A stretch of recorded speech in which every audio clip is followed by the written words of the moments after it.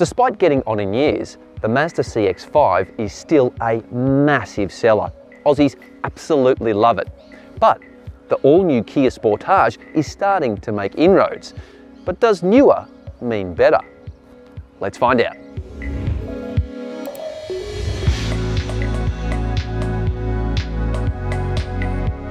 Mid-size SUVs hit the sweet spot for new car buyers more than any other type of passenger car. They're small enough to drive and park with ease, large enough to accommodate families and their gear, and jam-packed with useful features. The Mazda has been a perennial favourite among Aussie buyers for years and would still be the best-selling model in its class if not for the juggernaut that is the Toyota RAV4. But the new generation Sportage is really hitting its straps, winning our Best Midsize SUV award and doubling its market share this year thanks to an all-new design that brings more tech and more interior room. Here we're comparing the popular top-spec all-wheel drive turbo petrol auto versions, priced at around $50,000, the Mazda CX-5 Akera Turbo and the Kia Sportage GT-Line. The Mazda was upgraded in early 2022 with these redesigned and more advanced adaptive LED headlights.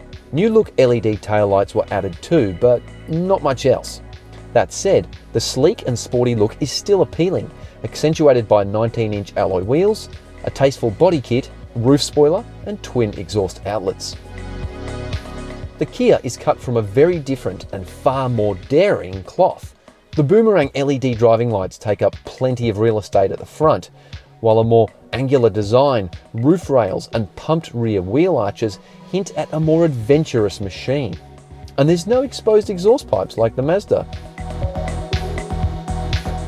Both of these SUVs are powered by punchy, turbocharged 4-cylinder petrol engines, but the Mazda has a bigger and more powerful donk. Crucially though, the Kia has a more efficient engine. Well, at least on paper. We'll find out soon enough. The Mazda makes use of a conventional 6-speed automatic transmission, while the Kia features a 7-speed dual-clutch automatic.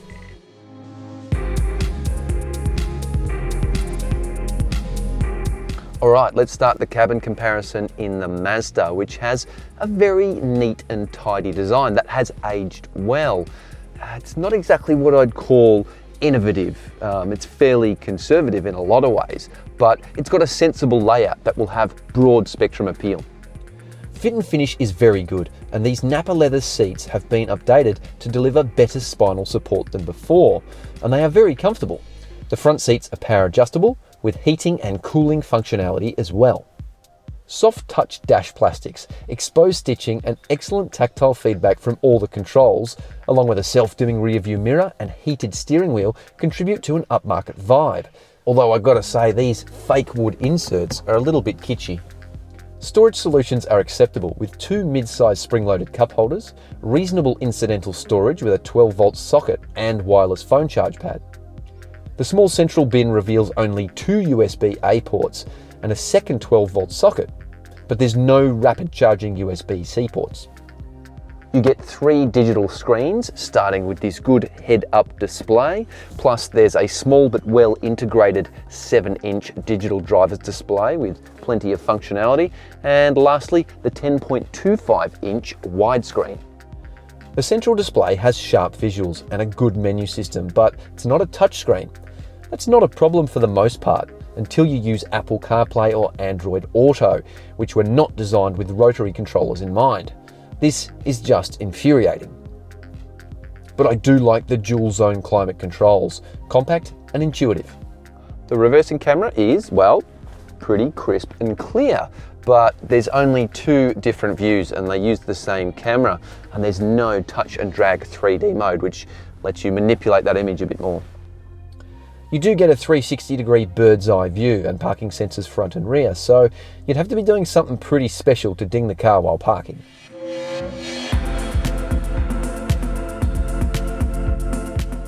Alrighty, the Kia. It feels a little bit roomier, and that makes sense given it's a slightly wider vehicle than the Mazda. And the overall dash design and control layout, especially in these areas, is actually quite similar to the Mazda, only in this instance, it is way more sophisticated.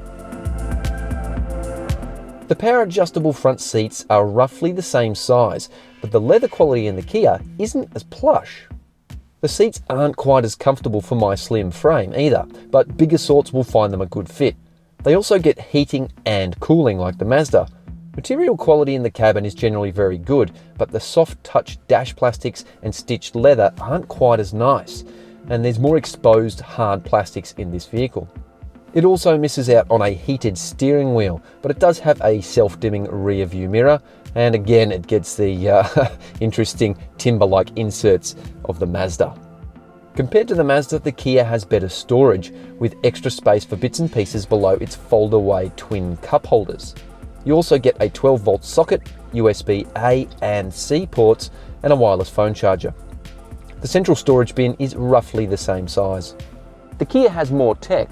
It's a newer vehicle after all, and these twin 12.3-inch digital screens housed behind a single pane of curved glass absolutely dominate the cabin. You get way more digital real estate than in the Mazda, and it sets the tone in here. It brings this futuristic vibe. I really like it. But oddly, there's no head-up display like in the Mazda. The central touchscreen is not necessarily easier to use than its rivals and has similar visual resolution, but the fact it's got a touchscreen will improve its appeal for most buyers, especially with Apple CarPlay and Android Auto. That said, you can only access phone mirroring systems via the USB-A port, which is a bit odd. The touch-sensitive dual-zone climate controls are super classy, doubling as the infotainment controls in what is a cleverly executed, intuitive and very pretty layout that also takes up less space. The digital driver's display is also a step up on the Mazda, with clearer graphics, a larger screen and plenty of customization. You get a comprehensive parking technology suite in the Kia, including a 3D parking system, which you don't get in the Mazda. Front and rear parking sensors are in there, along with a very impressive blind spot camera feed that flicks on when you hit the indicator. The Kia has a more advanced and better equipped cabin overall, and while both vehicles tick all the basic infotainment boxes, the Kia misses out on a head-up display. These SUVs cover all the safety bases, but the newer Kia has better lane keep assistance systems and blind spot coverage. Both models have a 5-star ANCAP safety rating, but the Mazda was tested back in 2017 when the regulations weren't as strict as in 2022. Rear seat passenger space in the Mazda is so-so. Headroom is pretty good, but leg and knee room is a little tight. But I will give it credit for these seats. They're nicely contoured and very comfy. You get a fold-down armrest with cup holders and hidden USB-A ports, but if there's 3 passengers in the back, they'll be hard to access. Air vents, ISOFIX child seat anchorages and reading lights are in there too, and I like the one-touch electric windows. There's way more legroom in the Kia, and that makes sense because it is a longer vehicle, but headroom is actually a little bit worse, and you can blame the dual pane panoramic glass roof for that. In terms of seat comfort, it's pretty much line ball. They might be a little bit flatter and not quite as contoured as the Mazda, but it's still pretty comfy back here. But when it comes to amenity, the Kia is streets ahead, with better positioned USB-C ports, integrated tablet holders in the headrests, bag hooks, not to mention the air vents, ISOFIX child seat anchorages and better reading lights. It has a fold-down central armrest with cup holders, but the rear seats aren't heated and the windows don't have one-touch activation.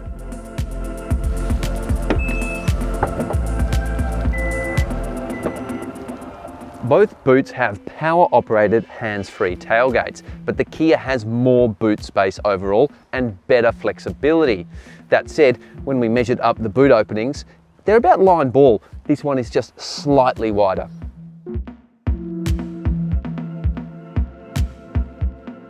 Both cars get 4 tie-down hooks and 12-volt sockets, but only the Kia gets a boot light.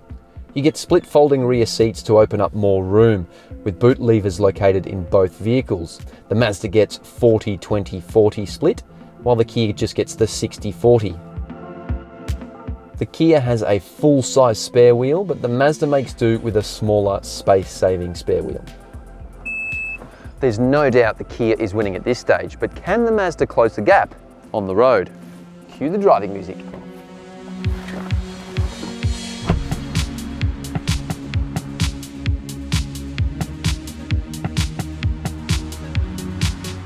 Driving the Mazda is an exercise in simplicity. Everything falls easily to hand. Operation is intuitive. I love the steering wheel controls. These short, stubby stalks feel great.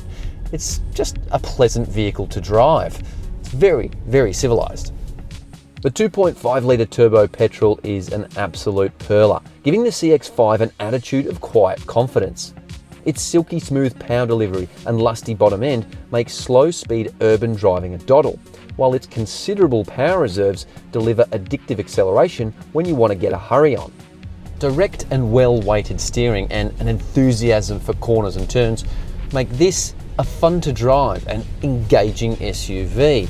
Now, I wouldn't say it's exactly light on its feet, but it is a well-balanced rig, and there's a subtle sportiness about it that I quite like.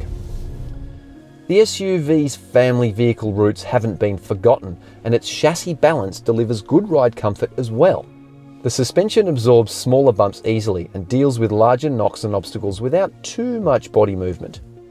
We did notice the rear suspension thudding over some bigger bumps, however. Mazda hasn't always had the quietest of engines, but this 2.5 turbo keeps a relatively low acoustic profile at suburban speeds. It gets a little bit noisier when you drop the hammer, but it's actually not that bad. Together with the smooth shifting 6-speed automatic and a reasonably quiet cabin, refinement levels are actually very good in this car, broadly speaking.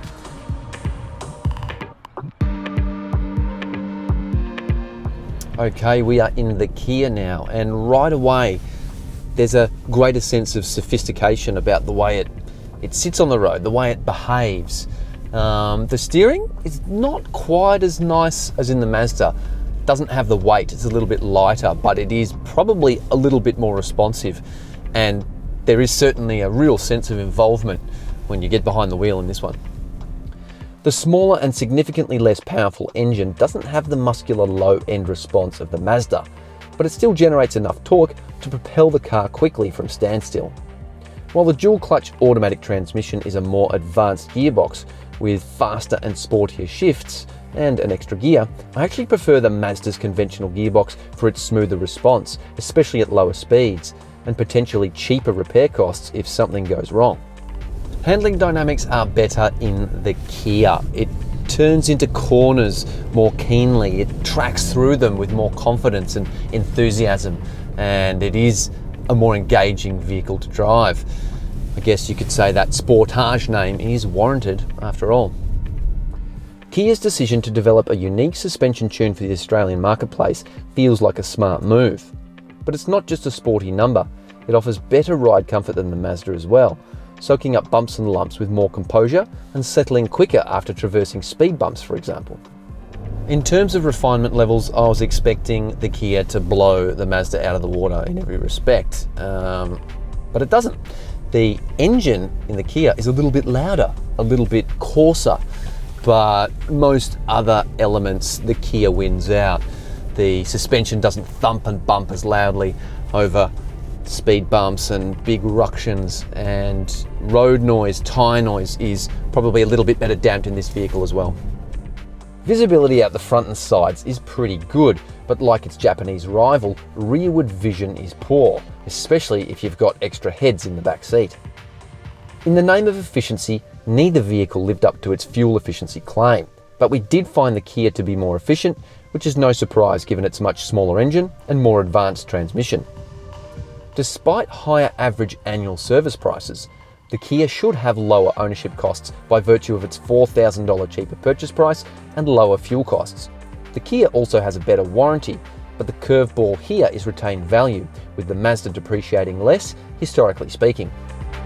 The Mazda CX-5 is the second best-selling mid-size SUV in Australia for good reason.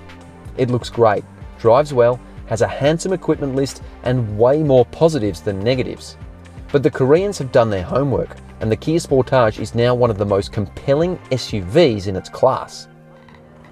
Yep, the Kia is a clear winner in this test, with more interior space, more technology, and some really novel touches that show the brand is listening to what customers really want. Thanks so much for watching. We hope you enjoyed that. You can check out more videos here and here, or on the Car Sales YouTube channel. And if you want all the news up to date when we're publishing new stuff, don't forget to subscribe.